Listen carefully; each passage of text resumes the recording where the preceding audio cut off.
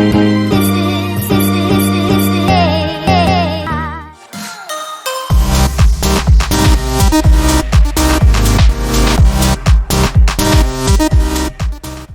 teman-teman, perkenalkan nama saya Antonio Fernandes Sihotang dengan NIM 22111422020. Nah, di video kali ini saya akan membahas yaitu tentang pentingnya kurikulum bagi perkembangan siswa.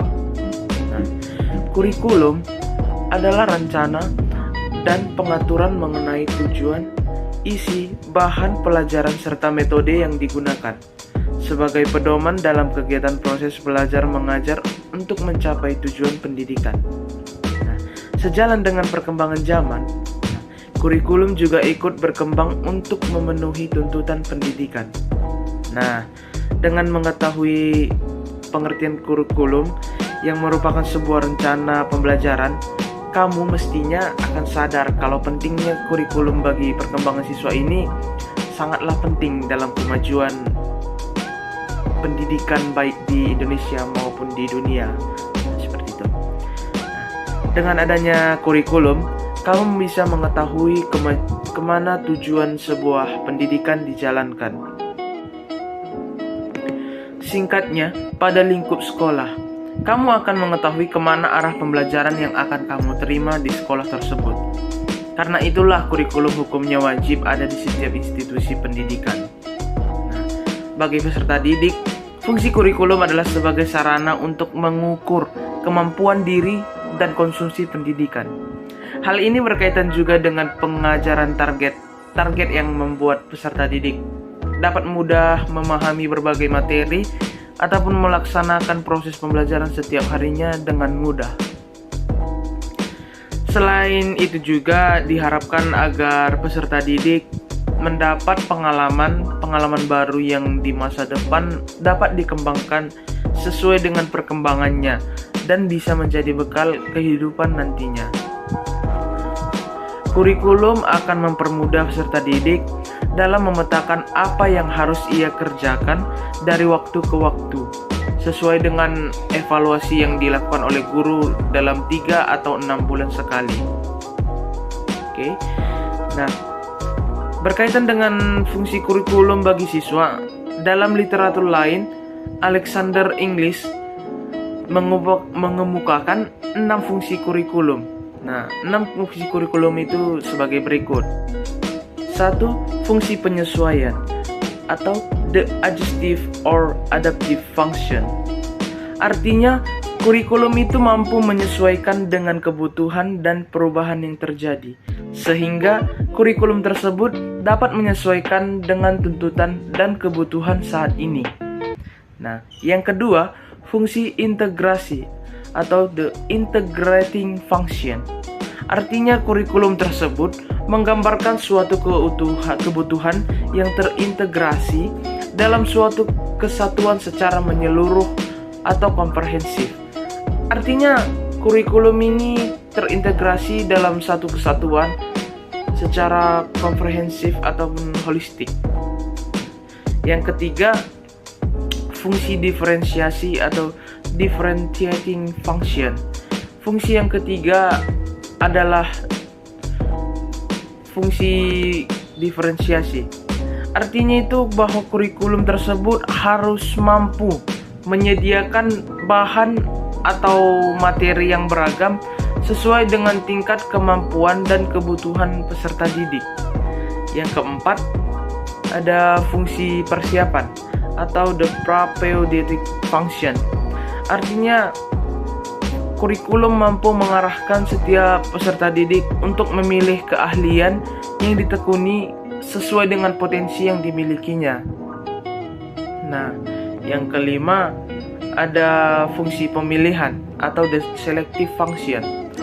Nah, fungsi pemilihan adalah kurikulum tersebut mampu menyediakan pilihan-pilihan bagi peserta didik yang sesuai dengan kondisi yang diperlukan. Kurikulum ini mampu menyediakan pilihan-pilihan kepada peserta didik untuk diseleksi sesuai dengan bakat dan minat yang ada di dalam diri peserta didik. Dan yang keenam, ada fungsi diagnostik atau the diagnostic function. Artinya kurikulum tersebut disusun dan dikembangkan dengan mempertimbangkan hasil telaah atas kebutuhan. Nah, maksudnya kurikulum yang dirumuskan tersebut berangkat dari hasil kebutuhan yang diperoleh melalui survei atau observasi di lapangan. Nah, kurikulum dalam pendidikan merupakan komponen yang sangat strategis dalam upaya pencapaian tujuan pendidikan nasional. Upaya mencerdaskan kehidupan bangsa merupakan bagian yang terpenting dari sekian permasalahan bangsa. Setiap warga negara sudah dijamin oleh Undang-Undang 1945 untuk mendapatkan kecerdasan melalui proses pendidikan. Oleh karena itu, untuk mencapai tujuan pendidikan tersebut, diperlukan suatu program yang terencana, terukur, dan dapat dilaksanakan dan dipertanggungjawabkan oleh pihak terkait. Itulah sebenarnya kurikulum. Nah, pentingnya kurikulum yang tepat dalam pendidikan sering diremehkan. Artikel ini akan mencoba menjelaskan hubungan antara kurikulum dan pembelajaran siswa. Kurikulum adalah istilah yang memiliki berbagai arti hukum. Tetapi dalam artikel ini mengacu pada metode pembelajaran tertentu yang dirancang untuk memberikan informasi yang dibutuhkan siswa untuk mempelajari materi pelajaran yang relevan. Dengan cara ini, kurikulum membantu untuk membangun pengetahuan yang dibutuhkan oleh siswa untuk menjadi pembelajar yang sukses. Tujuan memberi informasi kepada siswa tidak hanya untuk mengajarkan fakta dan membuat mereka memiliki pengetahuan tentang mata pelajaran tertentu, tetapi untuk membantu mereka mengatur pengetahuan itu sehingga mereka dapat menggunakannya untuk memenuhi kebutuhan kehidupan mereka. Proses pengembangan kurikulum juga memungkinkan guru untuk mengembangkan metode penyampaian instruksi yang paling efektif. Guru harus ingat bahwa mereka tidak selalu berbicara kepada siswa yang sama dan bahwa mereka mengajar dapat mempengaruhi cara siswa menerima informasi yang mereka terima. Belajar membutuhkan waktu, dan ketika siswa menerima instruksi yang disampaikan dengan buruk, mereka dapat kehilangan minat atau bahkan mengabaikan sama sekali. Pentingnya peran kurikulum yang tepat dalam pendidikan adalah kenyataan bahwa ketika kurikulum dikembangkan dengan baik, digunakan untuk memastikan bahwa siswa mempelajari pelajaran dan informasi yang mereka butuhkan untuk belajar.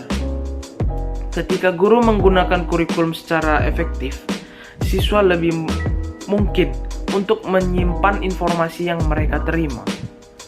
Nah, dengan memanfaatkan kurikulum, guru juga mampu membekali siswa dengan lingkungan belajar dengan terstruktur, dan hal ini dapat berdampak positif terhadap pembelajaran yang berlangsung. Siswa cenderung berkembang ketika mereka dikelilingi oleh struktur, dan kurikulum dapat membantu mereka menjadi lebih tertarik untuk belajar sepanjang karir akademis mereka. Pentingnya peran kurikulum yang sesuai dengan pendidikan tidak dapat cukup ditekankan, dan setiap guru berharap untuk menjadikan kelasnya sebagai lingkungan belajar yang efektif bagi siswa. Perlu memastikan bahwa kurikulum tersebut seefektif mungkin. Nah, hanya itu saja yang dapat saya sampaikan di video kali ini. Semoga bermanfaat untuk kita semua. Terima kasih.